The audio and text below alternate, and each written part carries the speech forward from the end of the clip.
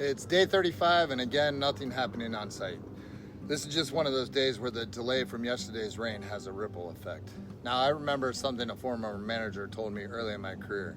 He said, losing a day is really like losing a week. I really didn't like hearing that at the time, but he was right. When one trade gets delayed, it can really throw off the entire sequence, especially if the next trades can't pivot as easily. That's why I build in dead days at key points in the schedule. I've learned where these are most likely to be needed, and it's helped me stay on track when things don't go as planned. Now, we lost the crane yesterday, and unfortunately they couldn't get back out today. So the framing crew is just about ready for them, and they're scheduled to return tomorrow to fly the rack. Because I've massaged the framing schedule ahead of time, we're still looking really good. There's really no need to reschedule the following trades yet. Since there's not much to show on site, I wanted to share something important, especially for those of you planning to build. Understand your builder's process and respect it. Most companies have processes in place for a reason.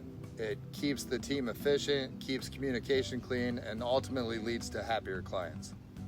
At our company, once the job goes into the field, the superintendent becomes the customer's main point of contact. Now, this really allows me to do my job and keep accountability where it belongs. I always explain this during the pre-construction meeting, and the client on this build gets it. This is the second home I've built for him, and we work really well together. But on another build, I have a customer ignoring that process.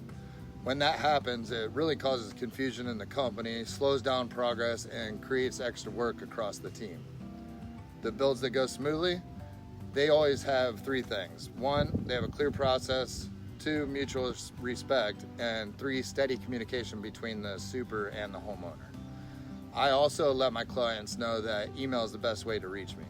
It gives me a paper trail and helps me stay efficient with follow-up. I always ask for up to 3 business days to respond. Even if I don't have an answer, I'll follow up and let them know that I'm working on it. Bottom line, trust your builder, respect the process, and keep the communication open. If something isn't working, go through the proper channels and escalate it if needed.